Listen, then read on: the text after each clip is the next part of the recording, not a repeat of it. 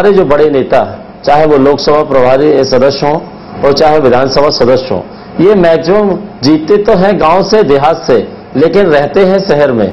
अभी तक मेरा जहां तक, अभी हम जिस हिसाब से परेशान हैं, आज हमारे विकास नहीं हुआ, उसका कारण सिर्फ ये है कि ये लोग अपनी विकास जहां रहते हैं उस क्षेत्र की विकास की बात करते हैं। और पिछले देश स्वतंत्र हुए 50 साल पहले जब से ये शहरों का विकास हो रहा है, नगर निगमों का विकास हो रहा है, चूंकि नगर पंचायत और नगर पालिका पिछले 20 सालों से ये नियम लागू हुआ है, तो आज जो भेड़ाघाट क्षेत्र हो या किसी भी नगर निगम या नगर पंचायत है, उन क्षेत्रों का विकास आज बहुत धरती और आसमान के डिस्टेंस से फर्क से वो हो रहा है। क्योंकि मुझे ऐसा लगता है कि हमारे विधायक नगर पंचायत और नगर पालिकाओं को विशेष महत्व नहीं देते, वो देना चाहते हैं नगर निगम को।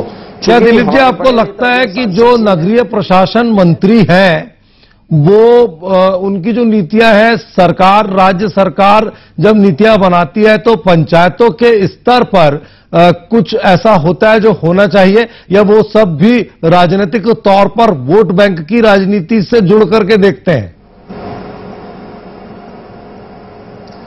बिल्कुल ये बात सच है कि हमारे जो बड़े नेता हैं, जो हमारे मंत्री महोदय हैं, वो अगर इस बात को अगर 5 साल में एक नगर पंचायत का विकास करें, अगर वो ये सोच लें कि हमें नगर पंचायतों का विकास करना है या नगर पालिकाओं का विकास करना है, तो मेरे ख्याल से वो कर सकते हैं। लेकिन होता क्या है कि हमारी जो मंत्री महोदय हैं, वो हमारे शहर के कुछ खास लोग, नेता जो लोग होते हैं, वो जो जानकारी देते हैं उस पर फॉलो करते हैं। पंकज जी भोपाल से बने हुए सामाजिक कार्यकर्ता हैं। पंकज जी, बहुत स्वागत खबर भारती में। धन्यवाद, नमस्कार, कैसे हैं आप? मैं ठीक हूं। पंकज जी, आप बताइए कि आप जमीनी तौर पर क्या देखते हैं, ये चश्मा जो है 3 स्तर की 3 संस्थाओं में क्यों बदलता है? एक नगर पंचायत है, एक नगर पालिका और नगर निगम। अगर विकास की बारी आती है, आवंटन की बारी आती है, तो पंचायत सबसे नीचे क्यों है, जबकि उसे सबसे ऊपर होना चाहिए? देखिए, मूलतः इनमें नगर पंचायत, नगर पालिका और नगर निगम का निर्धारण आबादी के आधार पर होता है, और आबादी के आधार पर इसमें निर्धारण होता है, और जो सरकार से बजट आवंटन होता है वो भी इसी आधार पर किया जाता है कि किस क्षेत्र में कितनी आबादी है। लेकिन जैसी आप जिस कार्यक्रम में चर्चा कर रहे हैं, तो यदि हम मध्य प्रदेश के संदर्भ में बात करें तो लगभग इस प्रदेश में 300 से अधिक नगर पालिकाएं और नगर पंचायत हैं, और सारी की सारी अपने जो व्यवस्था या कुव्यवस्था के ऊपर रो रही हैं। सबसे बड़ी बुनियादी समस्या है कि इन सबके पास रेवेन्यू जनरेशन का कोई सोर्स नहीं है। इनका 90% खर्चा सरकारी अनुदान और सरकार से मिलने वाली ग्रांट के ऊपर टिका हुआ है। तो ये सारी की सारी व्यवस्था यदि हम बोले कि पूर्णतः फेल है, तो इसमें कोई अतिशयोक्ति नहीं होगी। और इसके लिए सरकारी ढांचा तैयार है, जिनका मूल उद्देश्य उस क्षेत्र से वोट बटोरने का होता है। जैसा दिलीप जी ने कहा, भेड़ाघाट से हमारे साथी ऑनलाइन है कार्यक्रम में, तो नेताओं का मूल उद्देश्य अपनी राजनीतिक रोटी सेकने का होता है, जिसके तहत वो नगर पालिका या नगर पंचायत के आधार पर क्षेत्रों का विभाजन कर देते हैं।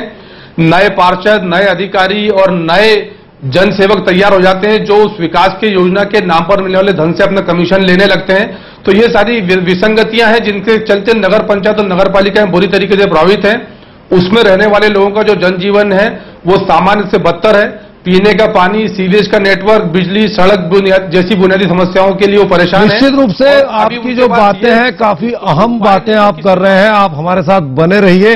अब आपकी इन बातों को एक नगर नियोजक के चश्मे से देखते हैं। शिव सिंह जी हमारे साथ जुड़े हैं, जो कि खुद एक टाउन प्लानर है। बहुत स्वागत है शिव सिंह जी आपका।